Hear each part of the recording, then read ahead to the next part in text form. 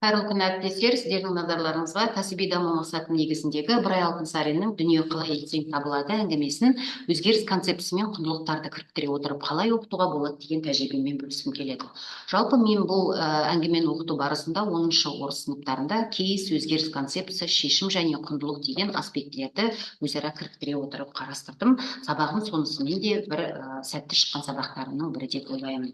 Енді жалпы осы аспектілерді көркем шығармадағы талдаудағы көрінісін қарастыратын болсақ, ең алдымен яғни кейс, яғни бұл кейс ретінде біз көркем шығарманың өзін, ондағы оқиғалар, ондағы кейіпкерлерді қарастырдық, және де рөлдік көзқарас тұрғысынан берілген талқылау сұрақтары арқылы оқушылар осы кейстарды шешуге тырысты.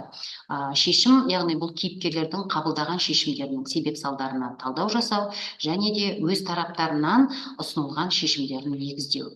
Өзгеріс концепциясы бұл кейіпкерлердің бойындағы физиологиялық, психологиялық өзгерістерді талдау, Франциядағы саяси экономикалық өзгерістердің оң теріс ықпалын талдау, және де кейіпкерлердің өзара әсері негізіндегі өзгерістердің талдауда жүзеге асты. Ал құндылықтарды біз оқу мақсатындағы құндылықтардың көрінісін талдау, эпизодтарды құндылықтармен байланыстыру, топтық жұмыс кезіндегі ынтымақтастық, құндылықтармен байланысты тұжырым шығару арқылы жүзеге асырылды. Бұл сабақта айтылым дағдысына негізделген оқу мақсаты жүзеге асты. Ең алдымен енді оқу мақсаты мен құндылықтардың байланысын біз қалай көрсете аламыз деген сұрақ туындаған жағдайда оқушыларға сабақта мынандай сұрақ берілді. Оқу мақсатының мазмұнында қандай құндылықтардың көрінісін байқауға болады? Яғни топтық талқылау кезінде оқушылар берілген 4 құндылықтың осы шығармада, осы оқу мақсатында көрінісін бар екендігін айқындады және оны негіздей алды.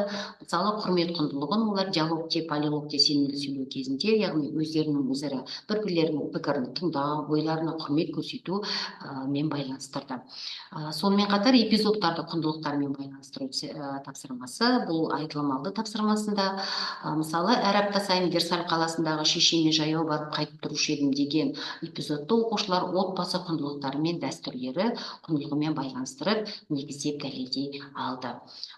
Негізгі тапсырмамыз бізде, жаңа мен айттым, бұл әртүрлі осы жағдаяттарды, кейстарды әртүрлі рөлдік көзқарас тұрғысынан талдау. Бұл дәрігер, психологтар, тарихшылар және сыншылардың көзқарасы негізінде оқушылар берілген талқылау сұрақтары арқылы кейіпкерлердің жаңа қабылдаған шешімдері, олардың жаңағындай бойындағы өміріндегі өзгерістер немесе өзгертуге байланысты өздерінің қабылдаған шешімдері тұрғысынан талқылау жұмыстарын жүргізді. Яғни осы талқылау сапалы нәтижелі болу үшін әрине оқушыларға қосымша ресурстар, графиктік органайзерлер, бағалау парақтары бұл қолдау ретінде көрсетілді. Шығарманың мазмұнымен байланысты Франциядағы 18-19 ғасырдағы тарихи, саяси, мәдени оқиғалармен байланысты тарихи деректер, психологиялық анықтамалар, осы мазмұнмен байланысты, тақырыппен байланысты дәйек сөздер ұсынылды. Оқушылардың ойдың жүйелігін сақтау үшін менің жиі қолданатын құралым бұл графиктік органайзерлер, инфографикалар. Яғни бұл біріншіден жаңағындай ой жүйелігін сақтап сөйлеуге ықпал етсе, екіншіден сабақтағы уақытты тиімді пайдаланады. Әрине бұл бағалау сабақтың ажырамас бөлігі, сондықтан да сапалы бағалау парағы да оқушылардың сапалы нәтижелі жұмыс жасауына, өзара шынайы бағалау жасауларына ықпал етті десем болады. Айтылымнан кейінгі ой түйін тапсырмасында көркем шығармадағы ұғымдар мен құндылықтармен байланысты оқушылардың өмірлік маңызы бар тұжырым жасай алу тапсырмасы берілді. Яғни мысалы, сауда, табыс, адалдық деген үш ұғымды байланыстырып, оқушылар саудада табысты болу үшін сізге адалдық керек деген өмірлік маңызы бар тұжырым жасай алды. Жалпы сабақты қорытындылайтын болсам, бұл жаңа мен айтқан сәтті сабақтарымның бірі, өйткені бұл жерде пәнаралық байланыс жүзеге асты, дүниежүзі тарихы, анатомия, психология салаларымен байланыс орнатылды. Оқушылардың бір емес бірнеше зерттеушілік дағдыларының дамуына қолдау көрсетілді.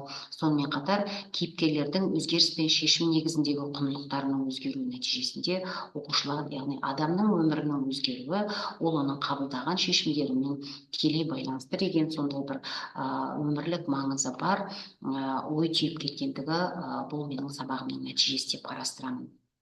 Жалпы қай мұғалім болмасын, әрбір оқу мақсатын, әрбір көркем шығарманы өзінің деңгейі, кәсіби шеберлігімен байланысты әртүрлі жағынан қарастырады ғой. Мен енді өзгеріс концептісі мен құндылықтар негізінде қарастыратын болсам, әріптес, сіз осы шығарманы қалай оқытар едіңіз?